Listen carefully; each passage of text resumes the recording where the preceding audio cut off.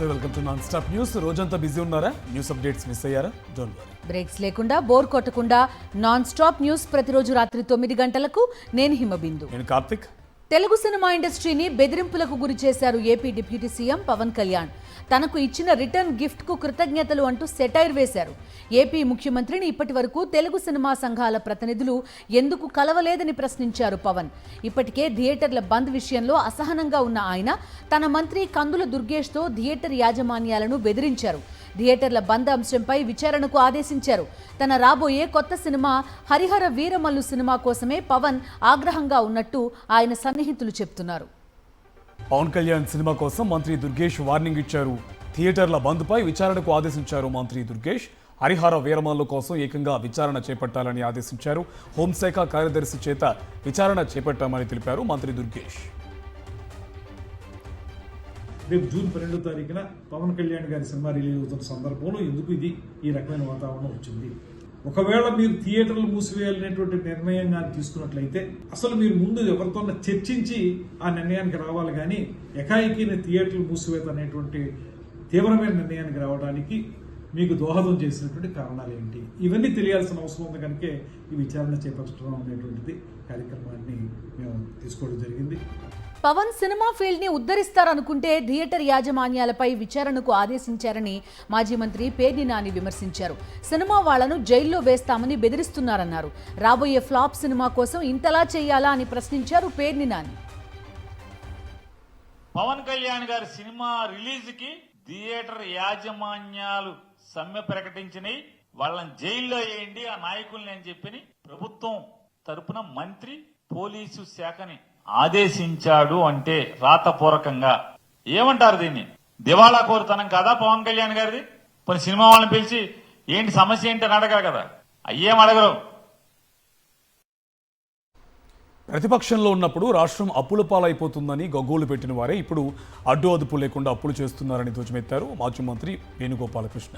విచ్చలవిడిగా చేస్తున్న అప్పులను కప్పిపుచ్చుకోవడానికే డైవర్షన్ పాలిటిక్స్ చేస్తున్నారని మండిపడ్డారాయన.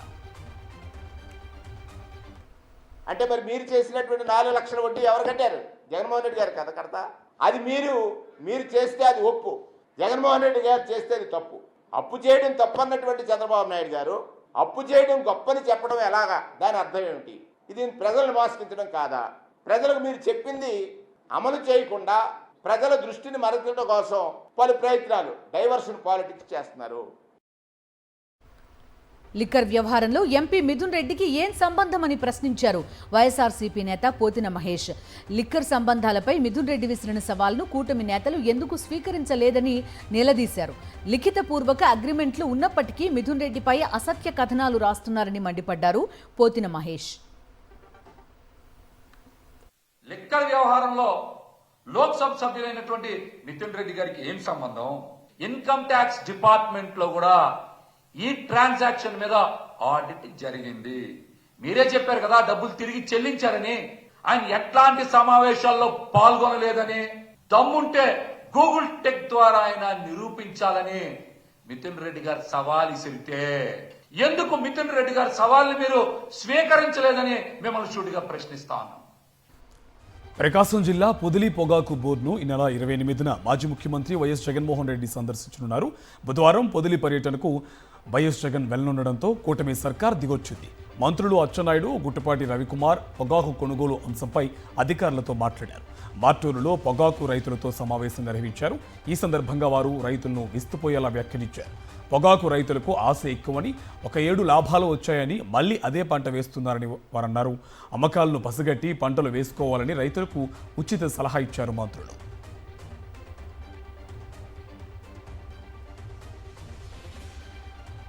రైతుల ఉసురు చంద్రబాబుకు తగులుతుందన్నారు అంబటి రాంబాబు. మోసపూరిత వాగ్దానాలతో బాబు ప్రజలను మోసం చేస్తున్నారంటూ విమర్శించారు. గిట్టుబాటు ధర లేక రైతులు అల్లాడిపోతుంటే మద్యం మాత్రం డోర్ డెలివరీ చేస్తున్నారన్నారు అంబటి రాంబాబు. బాబు పాలన ఎలా ఉందో ప్రజలకు అర్థమవుతోందన్నారు. ఈ సంవత్సర కాలము కూడా నారా చంద్రబాబు నాయుడు గారు ప్రజల్ని మోసం చేసేటటువంటి కార్యక్రమంలోనే ఉన్నారు తప్ప ఒక్క అభివృద్ధి సంక్షేమ కార్యక్రమాన్ని కూడా నెరవేర్చలేదు. ఏ ఒక్కటి నెరవేర్చకోకుండా ప్రజలకి వెన్నుపోటు పొడిచాడు అనేటువంటి ఉద్దేశంతో రేపు 4వ తారీఖున పెద్ద ఎత్తున కలెక్టరేట్కు వెళ్ళి ఈ వెన్నుపోటు దినోత్సవాన్ని వారికి వివరించేందుకు, కలెక్టర్కి వివరించేందుకు, ఒక చైతన్యం ప్రజల్లో తీసుకొచ్చేందుకు మేము పెద్ద ఎత్తున ఈ కార్యక్రమాన్ని చేపట్టబోతున్నాం. చంద్రబాబు అసమర్థతపై తెలంగాణ మాజీ మంత్రి BRS MLA Jagadish Reddy satire వేశారు. చంద్రబాబు సమర్థుడే అయితే ఎందుకు అమరావతిలో కనీసం సెక్రటేరియట్ కట్టలేకపోయారన్నారు. ప్రధాని మోదీ అండగా ఉన్నప్పటికీ కనీసం ఎందుకు ఒక బంగ్లా కూడా కట్టలేకపోయారని ఎద్దేవా చేశారు జగదీష్ రెడ్డి. నీ చంద్రబాబు అంత మొగోడే అంత మునగాడే అయితే ఎందుకు అమరావతిలో ఒక్క సెక్రటేరియట్ కట్టుకోలేకపోయాడు? 5 సంవత్సరాలు క్లియర్గా పరిపాలన చేసిండు కదా. మోడీ ఆయన చేతిలో ఉన్నాడు కదా. అవాళ మోడీనే స్వయంగా వచ్చి శంకుస్థాపన చేసిండు కదా. మేము కూడా ఏం కిరికిరి పెట్టకుండా మా కేసీఆర్ సార్ కూడా వచ్చి ఆశీర్వాదం ఇచ్చి వచ్చిండు కదా మీకు. అయినా ఎందుకు ఒక్క బంగ్లా కట్టలేకపోయినావు? వైఎస్ఆర్ జిల్లాలో 3 ఏళ్ల చిన్నారిపై అత్యాచారం దారుణమన్నారు వైఎస్ఆర్సీపీ మహిళా అధ్యక్షురాలు ఎమ్మెల్సీ వరదు కళ్యాణి. కూటమి ప్రభుత్వంలో అఘాయిత్యాలు నిత్యం జరుగుతున్నాయన్నారు. చర్యలు తీసుకోవాల్సిన హోంమంత్రి ఏం చేస్తున్నారని ప్రశ్నించారు వరదు కళ్యాణి. 3 సంవత్సరాల ముక్కు పచ్చలారని చిన్నారిపై అత్యాచారం చేసి హత్య చేయడం జరిగింది. ఎంత హృదయ విదారకమైన సంఘటన ఇది. ఇంత దారుణమైన సంఘటన జరిగినా కూడా ఒక మహిళా హోంమంత్రి అయినా కూడా ఆమెకి స్పందించాలి, ఈ సంఘటన మీద ఆ కుటుంబం దగ్గరికి వెళ్లి ధైర్యం చెప్పాలి, భరోసా ఇవ్వాలి అనే ఆలోచన కూడా రాని పరిస్థితి మనం చూస్తూ ఉన్నాము. మాజీ ఎమ్మెల్యే వల్లభనేని వంశీ మరోసారి తీవ్ర అస్వస్థతకు గురయ్యారు. దీంతో హుటాహుటిన ఆయన్ను కంకిపాడు పిఎస్ నుంచి జీజీహెచ్కు తరలించారు. అర్ధరాత్రి అస్వస్థతకు గురవడంతో కంకిపాడు ప్రభుత్వ ఆసుపత్రికి తరలించి చికిత్స అందించారు. ఆ తర్వాత కంకిపాడు పిఎస్కు తరలించారు. తాజాగా మరోసారి అస్వస్థతకు గురవడంతో జీజీహెచ్కు తరలించారు. అక్కడ చికిత్స తర్వాత నూజివీడు కోర్టులో ఆయన్ను హాజరుపరిచారు పోలీసులు. అనంతరం విజయవాడ సబ్ జైలుకు తరలించారు.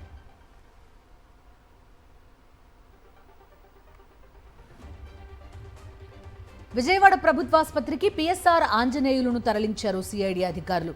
వైద్య పరీక్షల కోసం ఆసుపత్రికి పిఎస్ఆర్ ఆంజనేయులను తీసుకెళ్లారు.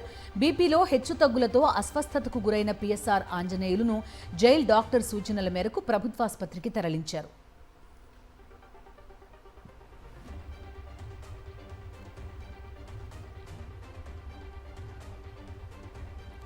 పోలవరం నుంచి ఎత్తిపోతలు చేపట్టకుండా చూడాలని AP Godavari board Polavaram project అథారిటీకి తెలంగాణ లేఖ రాసింది. పోలవరం డెడ్ స్టోరేజ్ నుంచి ఎత్తిపోసేందుకు సిద్ధమైన నేపథ్యంలో తెలంగాణ ఈఎన్సీ ఈ మేరకు లేఖ రాసింది. తెలంగాణ ప్రాజెక్టులకు అభ్యంతరం చెప్పిన ఏపీ ఇప్పుడు అదే పని ఎలా చేస్తుందని లేఖలో ఈఎన్సీ ప్రశ్నించారు. పోలవరం ప్రాజెక్టుకు గతంలో కేంద్ర జల సంఘం ఇచ్చిన అనుమతులకు కూడా ఇది విరుద్ధమని తెలంగాణ ఈఎన్సీ లేఖలో పేర్కొన్నారు. తక్షణమే గోదావరి నది యాజమాన్య బోర్డు పోలవరం ప్రాజెక్టు అథారిటీ జోక్యం చేసుకుని ఏపీ ప్రభుత్వం తీసుకున్న నిర్ణయం అమలు కాకుండా చూడాలని కోరారు.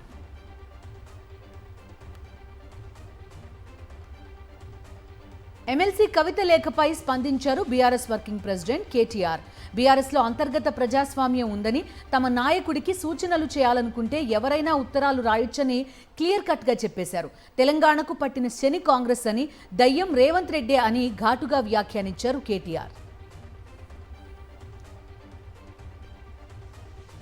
మా పార్టీలో డెమోక్రసీ ఉంది కాబట్టి మా పార్టీ అధ్యక్షుల వారికి మా పార్టీ నాయకులు ఎవరైనా సరే అప్పుడప్పుడు సూచనలు సలహాల రూపంలో లిఖితపూర్వకంగా ఇవ్వచ్చు, ఓరల్గా ఇవ్వచ్చు, రకరకాలుగా ఇవ్వచ్చు.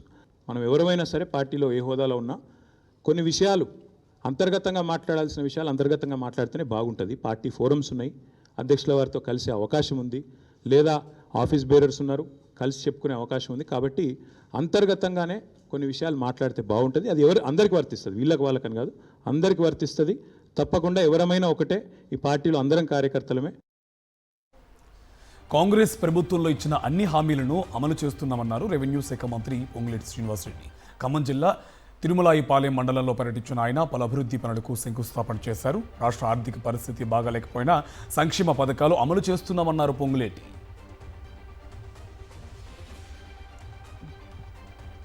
గౌరవ ముఖ్యమంత్రి రేవంత్ రెడ్డి గారి నాయకత్వంలోని మన ప్రభుత్వం అభివృద్ధి సంక్షేమం రెండు కళ్ళలా చూస్తూ పేదవాడి కష్టాల్లో పాలు పంచుకుంటూ పనిచేస్తుంది.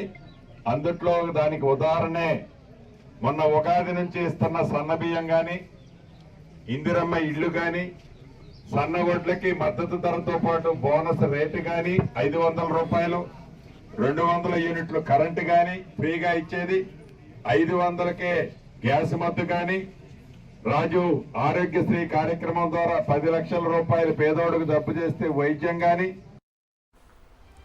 రాజన్న సిరిసిల్ల జిల్లాలో గత కొన్ని రోజులుగా కురుస్తున్న వర్షాల కారణంగా రైతులు తీవ్ర ఇబ్బందులు ఎదుర్కొంటున్నారు. గంభీరావుపేట మండలం కొత్తపల్లి గ్రామంలో వడ్ల కొనుగోలు కేంద్రంలో అకాల వర్షం కారణంగా ధాన్యం తడిసి ముద్దయింది. కష్టపడి పండించిన పంట చేతికి వస్తున్న సమయంలో వర్షాల కారణంగా తడిసిన ధాన్యం మొలకలు రావడంతో కంటతడి పెట్టుకుంటున్నారు రైతులు. మొలకలు వచ్చిన ధాన్యాన్ని ప్రభుత్వం తక్షణమే కొనుగోలు చేయాలని రోడ్డుపై ధర్నాకి దిగారు. మహబూబాబాద్ జిల్లా నర్సింహులపేట మండలం ముంగిమడుగు కొనుగోలు కేంద్రం వద్ద రైతులు ఆందోళన దిగారు. గత రాత్రి కురిసిన వర్షానికి కొనుగోలు కేంద్రంలో సౌకర్యాలు లేకపోవడంతో ధాన్యం తడిసిపోయింది. తడిసిన ధాన్యం మొలకెత్తడంతో కొనుగోలు కేంద్ర నిర్వాహకులు కొనుగోలు చేయకుండా నిర్లక్ష్యం చేస్తున్నారని ఆవేదన వ్యక్తం చేశారు. ప్రభుత్వం అధికారులు స్పందించి తడిసిన ధాన్యాన్ని తక్షణమే కొనుగోలు చేసేలా చర్యలు చేపట్టాలని డిమాండ్ చేశారు.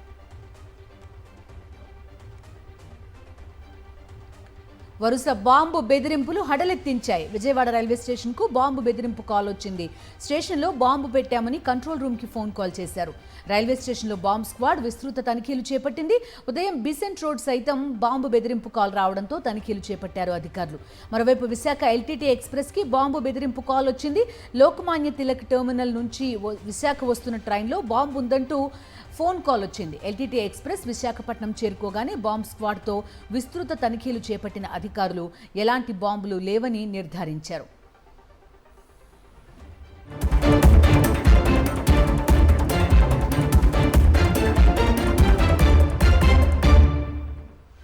జాతీయ వార్తలు చూద్దాం. దేశంలో కరోనా వైరస్ చాప కింద నీరులా వ్యాపిస్తుంది. పలు రాష్ట్రాలు కొత్త కేసులు వెలుగు చూస్తుండగా కేంద్రం కీలక ప్రకటన చేసింది. దేశంలో కోవిడ్ కొత్త వేరియంట్లు బయటపడుతున్నట్టు తెలిపింది.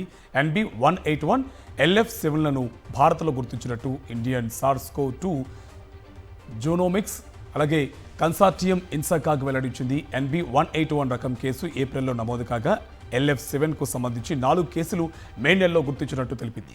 తమిళనాడు, గుజరాత్లో ఈ కొత్త వేరియంట్ కేసులు నమోదయ్యాయి. ఢిల్లీ, మహారాష్ట్ర, కేరళ, తమిళనాడు, ఆంధ్రప్రదేశ్, కర్ణాటక సహా పలు రాష్ట్రాల్లో కొత్తగా కరోనా కేసులు వెలుగు చూస్తున్నాయి.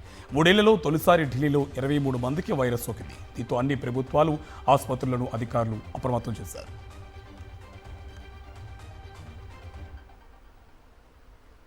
2047 నాటికి వికసిత భారత్ను ఆవిష్కరించడమే లక్ష్యంగా రాష్ట్రాలకు దిశానిర్దేశం చేశారు ప్రధాని నరేంద్ర మోదీ.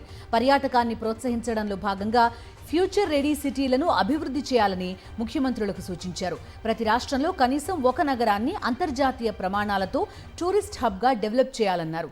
ఈ విధానం నగరాల అభివృద్ధికి దోహదపడుతుందన్నారు. ఢిల్లీలోని భారత మండపంలో జరిగిన నీతి ఆయోగ్ 10వ పాలక మండలి సమావేశంలో మాట్లాడారు ప్రధాని.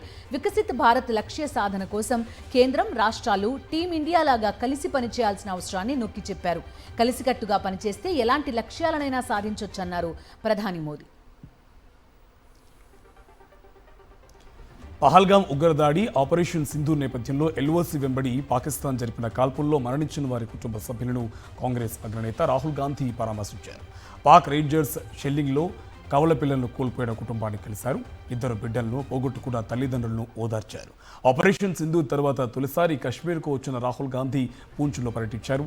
పాక్ షెల్లింగ్లో దెబ్బతిన్న స్థానికుల నివాసాలను పరిశీలించారు. కొన్ని అంశాలను జాతీయ స్థాయిలో ప్రస్తావించాలని బాధ్యతలు కోరారన్న రాహుల్ వాటిని పార్లమెంట్లో లేవనెత్తానని తెలిపారు. కమర్షియల్ విమానాలకు డీజీసీఏ కీలక అడ్వైజరీ జారీ చేసింది. రక్షణ శాఖ వైమానిక స్థావరాల్లో విమానాలు టేకాఫ్, ల్యాండ్ చేసే సమయంలో విండో షేడ్స్ మూసేయాలని ఆదేశించింది. పాక్తో సరిహద్దు ఉన్న పశ్చిమ భారత స్థావరాల వద్ద ఈ సూచన తప్పక పాటించాలని పేర్కొంది. విమానం టేకాఫ్ అయిన తర్వాత 10,000 అడుగుల ఎత్తుకు వెళ్లే వరకు, ల్యాండింగ్ సమయంలో ఈ ఎత్తుకు దిగిన తర్వాత ఈ నిబంధన వర్తిస్తుంది. ఎమర్జెన్సీ కిటికీల దగ్గర మాత్రం ఇందుకు మినహాయింపు ఉందని డీజీసీఏ తెలిపింది. భారత్, పాకిస్తాన్ మధ్య కాల్పుల విరమణ అమల్లో ఉన్న దౌత్యపరమైన ఉద్రిక్తతలు మాత్రం కొనసాగుతున్నాయి. ఈ నేపథ్యంలోనే డీజీసీఏ విమానాలకు కీలక సూచనలు చేసింది.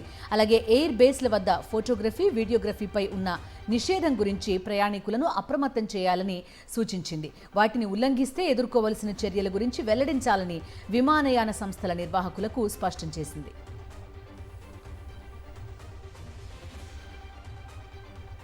భారత్ పాకిస్తాన్ సరిహద్దుల్లో కాల్పుల విరమణ అమల్లో ఉన్న ఉద్రిక్తతలు మాత్రం కొనసాగుతూనే ఉన్నాయి. గుజరాత్లో పాక్ చొరబాటుదారుణ్ణి బీఎస్ఎఫ్ బలగాలు కాల్చడంపై బనస్కాంత జిల్లాలో శుక్రవారం రాత్రి ఈ ఘటన జరిగింది. అర్ధరాత్రి వేళ పాకిస్తాన్కు చెందిన ఓ వ్యక్తి భారత్లోకి చొరబడేందుకు యత్నించాడు. బీఎస్ఎఫ్ దళాలు నిలువరించడానికి ప్రయత్నించినా వినిపించుకోలేదు. పదే పదే హెచ్చరిస్తున్నా ముందుకు రావడంతో బీఎస్ఎఫ్ జవాన్లు కాల్పులు జరిపారు. ఫైరింగ్లో పాక్ చొరబాటుదారుడు చనిపోయినట్టు బీఎస్ఎఫ్ ప్రకటన విడుదల చేసింది. యాంటీ నక్సల్ ఆపరేషన్లో భాగంగా జార్ఖండ్ ముక్తి పరిషత్కు చెందిన మోస్ట్ వాంటెడ్ పప్పు లోహ్రాను ఎన్కౌంటర్ చేశారు. లాతేర్లో జరిగిన ఎన్కౌంటర్లో పప్పు లోహ్రా మృతి చెందాడు. జార్ఖండ్ ముక్తి పరిషత్లో పప్పు లోహ్రా కింగ్ పిన్. పప్పు లోహ్రాతో పాటు మరో 2 మావోయిస్టులు మృతి చెందినట్టుగా సమాచారం. ఈ మధ్య కాలంలో మావోయిస్టులకు దెబ్బ మీద దెబ్బ తగులుతోంది. 4 రోజుల క్రితం ఛత్తీస్గఢ్ నారాయణపూర్ జిల్లాలో జరిగిన ఎన్కౌంటర్లో మావోయిస్టు ప్రముఖ నేత నంబాల కేశవరావు మృతి చెందిన సంగతి తెలిసిందే.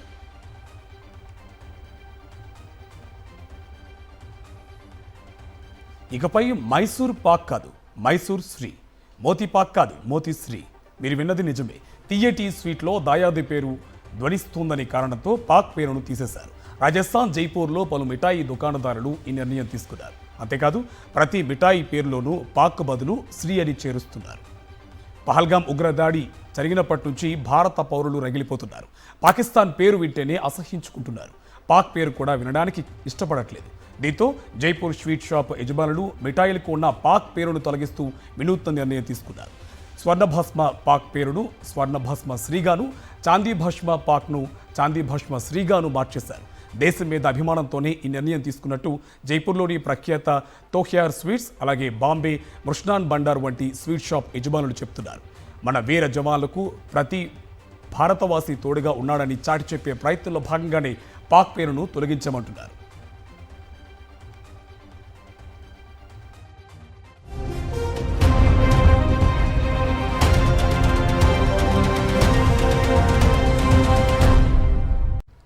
అంతర్జాతీయ వార్తలు చూద్దాం. ఉగ్రవాదంతో అంటకాగుతూ భారత్పై విషం చిమ్ముతున్న పాకిస్తాన్ను ప్రపంచ స్థాయిలో ఎండగట్టేందుకు అఖిలపక్ష బృందాలు విదేశాల్లో పర్యటిస్తున్నాయి.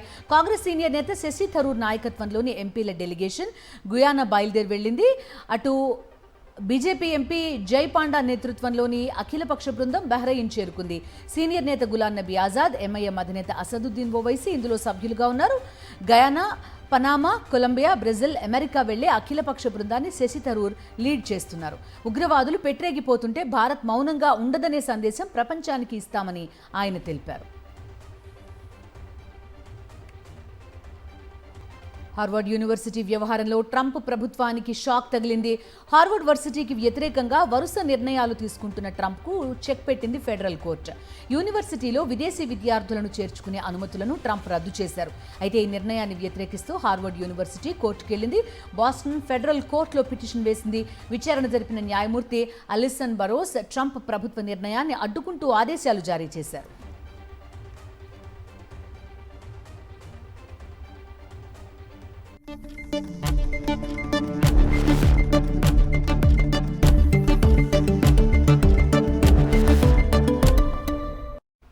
బిజినెస్ అప్డేట్స్ చూద్దాం. కేంద్ర ప్రభుత్వానికి 2024-25 ఆర్థిక సంవత్సరానికి గాను డివిడెండ్ రూపంలో 2,68,590 కోట్లు చెల్లించబోతున్నట్టు రిజర్వ్ బ్యాంక్ ఆఫ్ ఇండియా ప్రకటించింది. అమెరికా టారిఫ్ పరిణామాల వల్ల కలిగే సవాళ్లను ఎదుర్కొనేందుకు, పాకిస్తాన్తో యుద్ధం వల్ల పెరిగిన రక్షణ వ్యయాల భారాన్ని తట్టుకునేందుకు ప్రభుత్వానికి ఈ నిధులు సహాయపడనున్నాయి. ఇప్పటిదాకా కేంద్రానికి ఆర్బీఐ చెల్లించిన డివిడెండ్లో ఇదే రికార్డు స్థాయి. 2023-24 సంవత్సరానికి చెల్లించిన 2.1 లక్షల కోట్లతో పోలిస్తే ఇది 27.4% అధికం. 2022-23లో ప్రభుత్వానికి ఆర్బీఐ 87,416 కోట్లు మాత్రమే చెల్లించింది.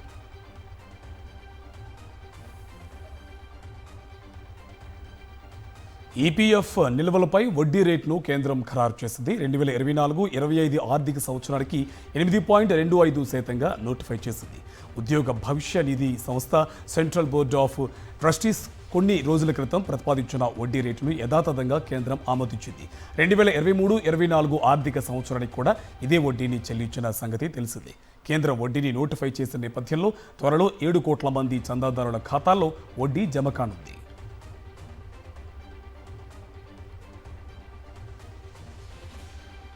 బంగారం ధరలు షాక్ ఇస్తున్నాయి. వరుసగా 4వ రోజు గోల్డ్ రేట్లు పెరిగాయి. హైదరాబాద్లో 24 క్యారెట్ల 10 గ్రాముల గోల్డ్ రేట్ ₹550 పెరిగి 98,080కి చేరింది.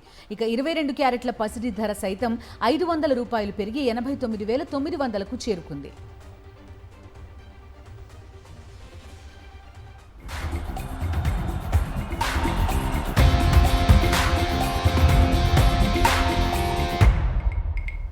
స్పోర్ట్స్ అప్డేట్స్ చూద్దాం. భారత టెస్ట్ క్రికెట్లో కొత్త శకం ప్రారంభమైంది. సుదీర్ఘ ఫార్మేట్లో రోహిత్ శర్మ వారసుడిగా యువ ఆటగాడు శుభ్మన్ గిల్ను బీసీసీఐ ఎంపిక చేసింది. అందరూ భావించినట్లుగానే టెస్ట్ జట్టు కెప్టెన్సీ పగ్గాలను గిల్కు అప్పగించింది. ఈ మేరకు వచ్చే నెలలో ఇంగ్లాండ్ పర్యటనకు టీమిండియా జట్టును బీసీసీఐ ప్రకటించింది. సారథిగా శుభ్మన్ గిల్, వైస్ కెప్టెన్గా రిషబ్ పంత్ను తీసుకుంది. మొత్తం 18 మంది ఆటగాళ్లతో జట్టును ప్రకటించింది. జూన్ 20 నుంచి ఇంగ్లాండ్తో 5 టెస్టుల సిరీస్ జరగనుంది. సాయి సుదర్శన్, హర్షదీప్ సింగ్ ఈ సిరీస్తోనే టెస్ట్ ఎంట్రీ ఇవ్వనున్నారు. Team India star batter Royal Challengers Bengaluru legend Virat Kohli అరుదైన ఘనత సాధించాడు. టీ20 క్రికెట్లో ఒకే జట్టు తరపున 800 కొట్టిన తొలి ఆటగాడిగా విరాట్ వరల్డ్ రికార్డ్ సృష్టించాడు. లక్నో వేదికగా సన్ రైజర్స్ హైదరాబాద్తో జరిగిన మ్యాచ్లో కోహ్లీ ఈ ఘనత అందుకున్నాడు. కోహ్లీ ఇప్పటి వరకు ఆర్సీబీ తరపున 801 బాదాడు. ఈ మ్యాచ్లో కోహ్లీ 27 బంతులు ఎదుర్కొని 7 4 1 6 సాయంతో 43 పరుగులు చేశాడు. ఇక ఈ రేర్ ఫీట్ సాధించిన జాబితాలో ఇంగ్లాండ్ ఆటగాడు జేమ్స్ విన్స్ 694 4లతో రెండో స్థానంలో కొనసాగుతున్నాడు. విన్స్ హ్యాంప్షైర్ క్రికెట్ క్లబ్ తరపున ఆడి ఈ ఫీట్ నమోదు చేశాడు.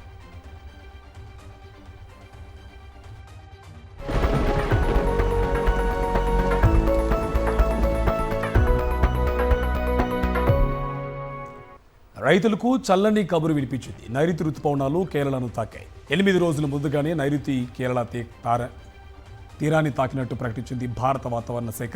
సాధారణంగా జూన్ 1న కేరళను తాకుతాయి నైరుతి రుతుపవనాలు. ఈసారి 8 రోజుల ముందే వచ్చేసాయి. 2009 తర్వాత ఇలా జరగడం ఇదే తొలిసారని ఐఎండీ తెలిపింది.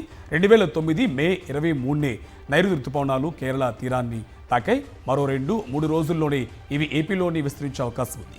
వీటి ప్రభావంతో జూన్ 2వ వారం నుంచి రాష్ట్రంలో విస్తారంగా వర్షాలు కురుస్తాయని వాతావరణ నిపుణులు అంచనా వేస్తున్నారు. ఈసారి సాధారణం కంటే ఎక్కువ వర్షపాతం నమోదయ్యే అవకాశం ఉందని వాతావరణ శాఖ తెలిపింది. కేరళలో నైరుతి రుతుపవనాల ఎఫెక్ట్ కనిపిస్తోంది. తిరువనంతపురంలో రాత్రి గాలివాన బీభత్సం సృష్టించింది. భారీ ఈదురుగాలులు వీచాయి. కుండపోతగా వాన పడింది. దీంతో పలు చోట్ల భారీ వర్షాలు నేలకొరిగాయి. రోడ్లపై విరిగిపడ్డ చెట్లను సిబ్బంది తొలగిస్తున్నారు. ఇవి నాన్ స్టాప్ న్యూస్ డీటెయిల్స్.